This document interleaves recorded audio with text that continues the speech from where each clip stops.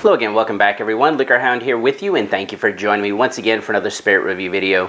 Today we're going to be taking a look at the Doc Swinson's 15-year-old rare release Exploratory Cask Series of bourbons. Now we have batch 6, which came out I guess the very beginning of last year. It's been almost a year since that's out. But the new batch 9, so I wanted to compare the two. And I didn't want to rush to it because I know these bottles taste different after they've rested a little bit, okay?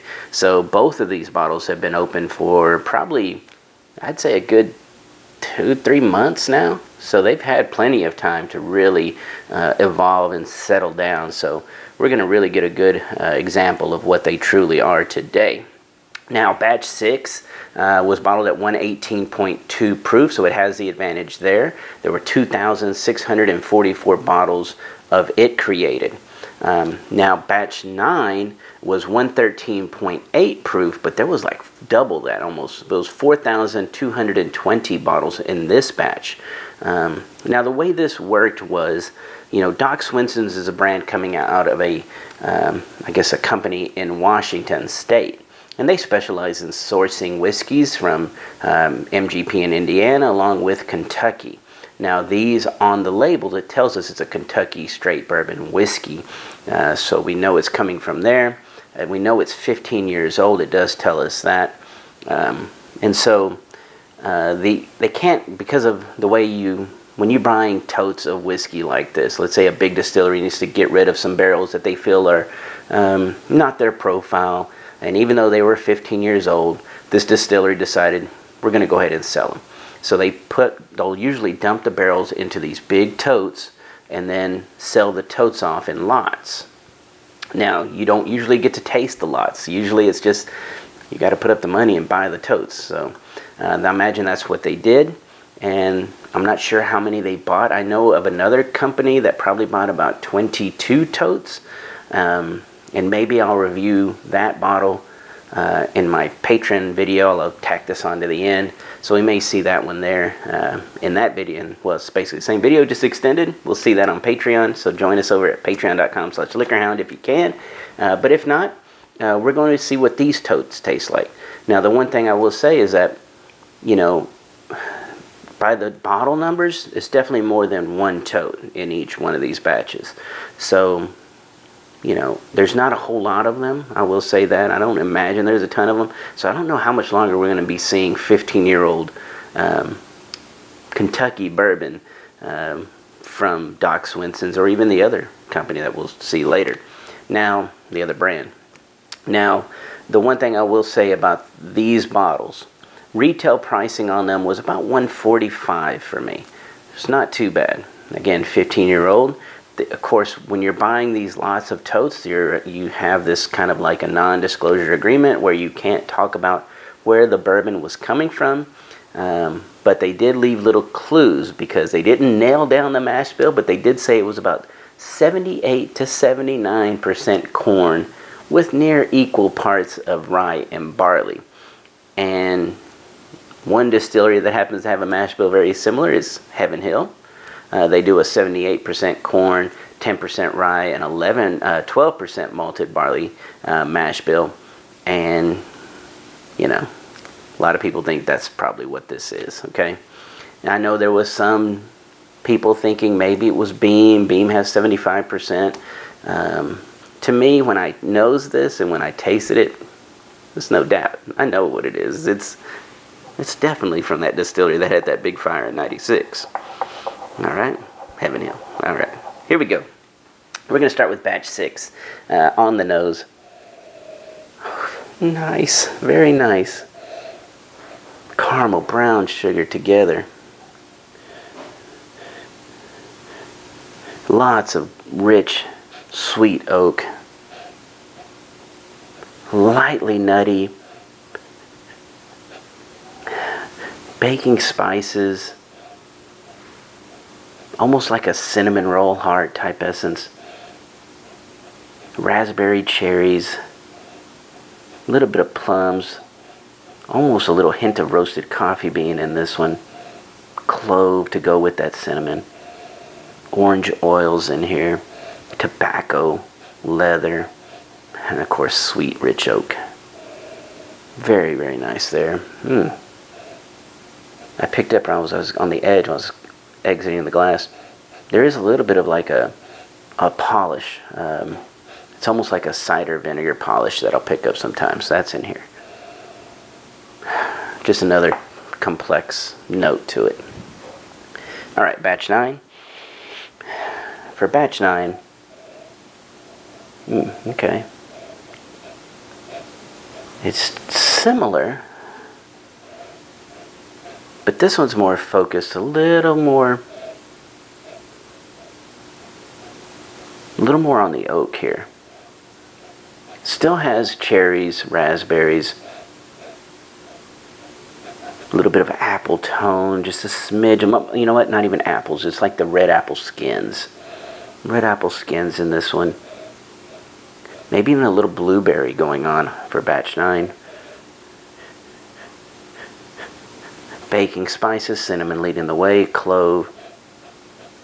A little twinge of orange oils and polish as well. It feels a little flatter than 6 did to me. Yeah, 6 wasn't leaning so heavy on the oak as this one does. This one feels very brooding, oak, leather, a little bit of tobacco. Yeah, this one's more fruit driven to kind of balance out that oak. Maybe even a little bit, now that I'm going back and forth, I'm picking up a little hint of there's a little herbaceousness to this one. That's just one added layer that I enjoy. It's nothing I can exactly pick out. Again, I really only noticed it when I was going back and forth here.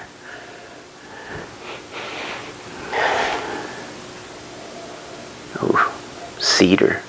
There is cedar in it. I had to do that again.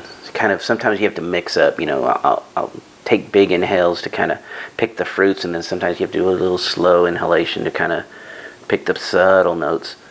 Search around the glass. And when I do it subtly, I'll pick up a little more mint in this one. Vanilla. Nice. Okay, let's go ahead and taste them. We'll start with, we'll do batch 6, the older one. This used to be my favorite. We'll see if it still is.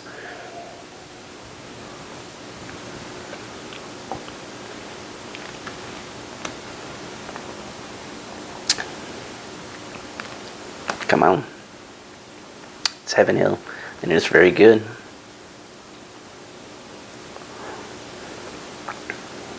Oof, yeah. All right, here we go. Medium high viscosity.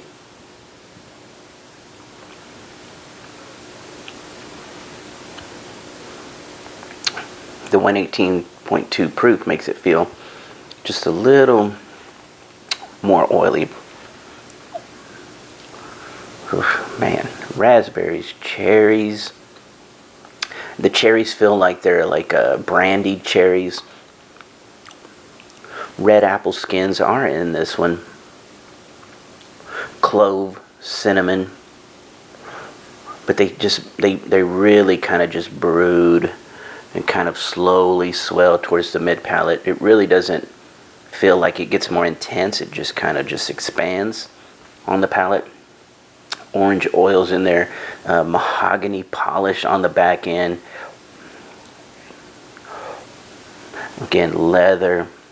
Oak, and this is old leather, a rich sweet oak on the back end.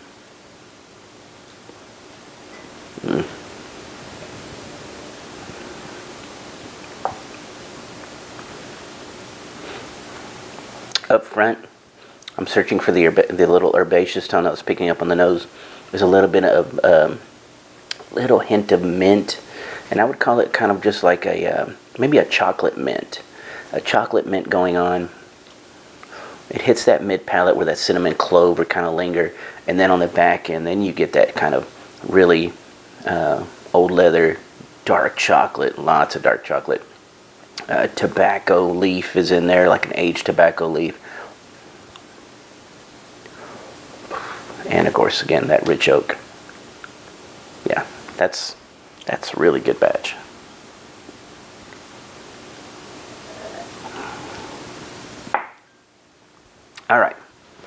All right, batch 9, double rinse.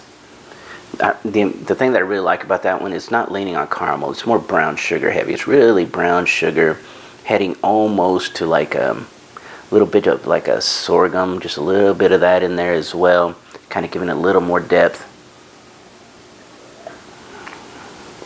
All right, batch 9.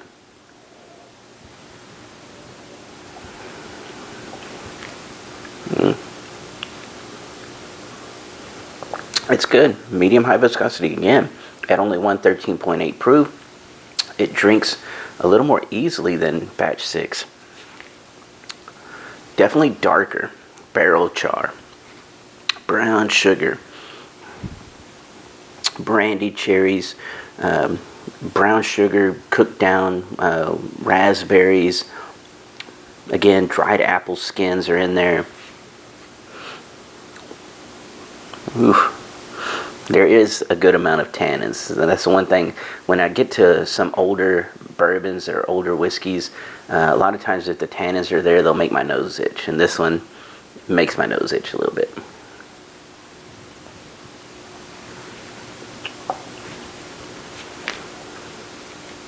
But I tell you what, it's come a long way from when I first opened this bottle.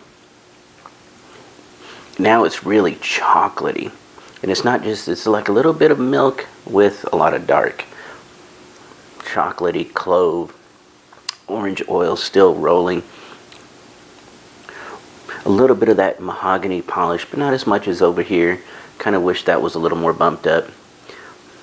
And I wish the fruits were a little more, maybe there was like a little more of that plum aspect to kind of brighten it up. But it's really dark.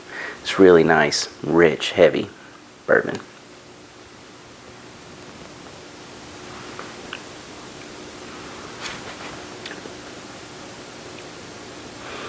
You know, some people might be put off a little bit by the polish tone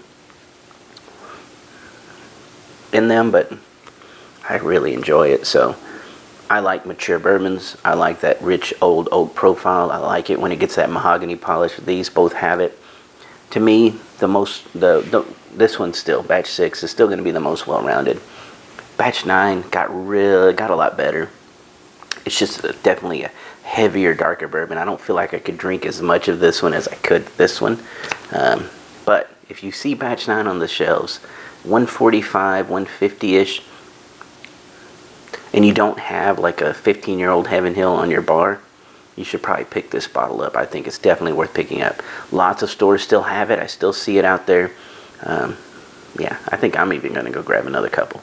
But anyway, I hope you enjoyed this video. Of course, this video gets launched initially on my Patreon channel. That's patreon.com/LiquorHound. And then a couple weeks later, it's going to go to YouTube. So regardless of where you're watching, I greatly appreciate you being here. Thank you, each and every one. Keep leaving all those great comments. Have a great day, and cheers.